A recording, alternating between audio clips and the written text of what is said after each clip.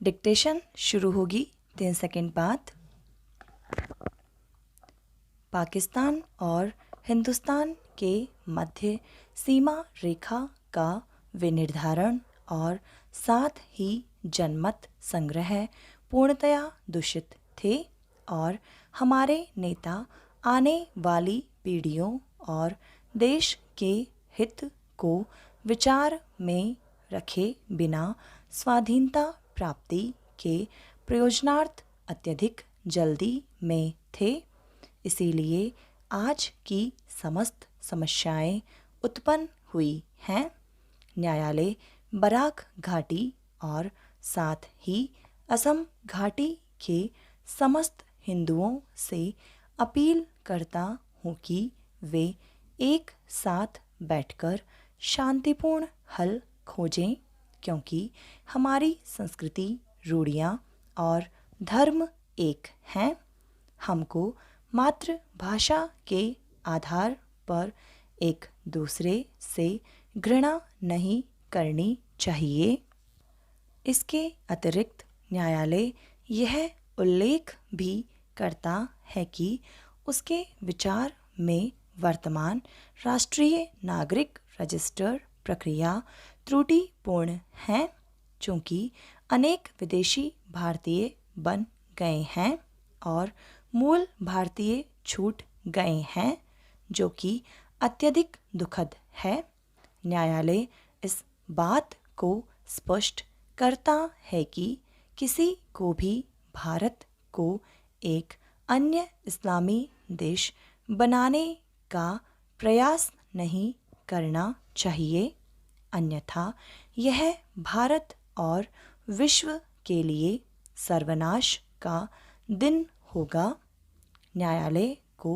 पूर्ण विश्वास है कि केवल नरेंद्र मोदी के अधीन चलने वाली सरकार मामले की घोरता को समझेगी और आवश्यक कार्यवाही करेगी, जैसा कि ऊपर कहा गया है, और हमारी मुख्यमंत्री ममता जी राष्ट्रहित में इस संबंध में सहयोग करेंगी। उक्त अधिसूचना के पैरा 2 और 3 का परिशीलन करने पर यह प्रतीत होता है कि किसी व्यक्ति के बारे में व्यक्तिगत निवास प्रमाण पत्र जारी किए जाने के प्रयोजनार्थ यह अवधारणा की जा सकती है कि वह स्थायी निवासी है, यदि वह या तो अपने स्वयं के घर में या किराए के घर में कम से कम 12 वर्ष की अवधि से निरंतर रूप से निवास कर रहा है और उसने स्थायी रूप से निवास करने का निर्णय ले लिया है। पैरा उक्त अधिसूचना, जिसकी संख्या POL 422 तारीख शिलांग 13 जनवरी 1995 और अधिसूचना संख्या POL 97 तारीख शिलांग 10 जून का परिशीलन करने पर यह स्पष्ट हो जाता है कि ये दोनों ही अधिसूचनाएं एक दूसरे के खंडन में हैं और माननीय उच्चतम न्यायालय और साथ ही इस न्यायालय द्वारा पारित निर्णय में जारी किए गए मार्गदर्शक सिद्धांतों के सामंजस्य में नहीं है। इस मामले के पैरा 6 और 7 में उस प्रक्रिया को अधिकथित किया गया है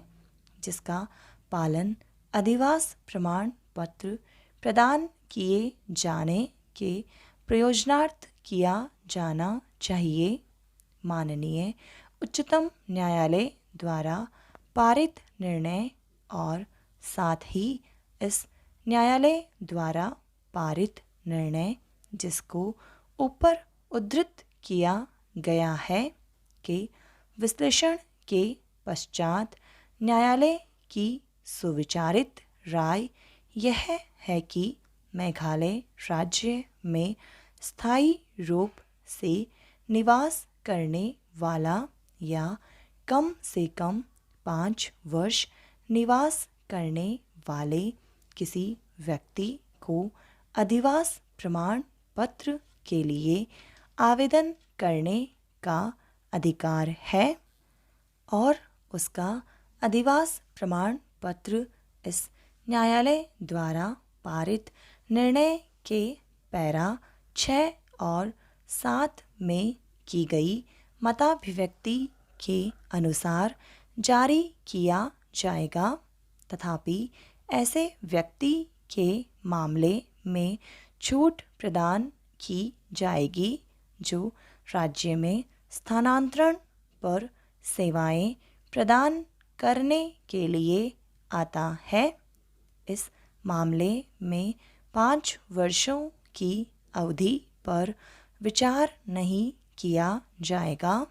और वह व्यक्ति 5 वर्ष की अवधि के पहले भी अधिवास प्रमाण पत्र के लिए आवेदन प्रस्तुत कर सकता है। समाप्त।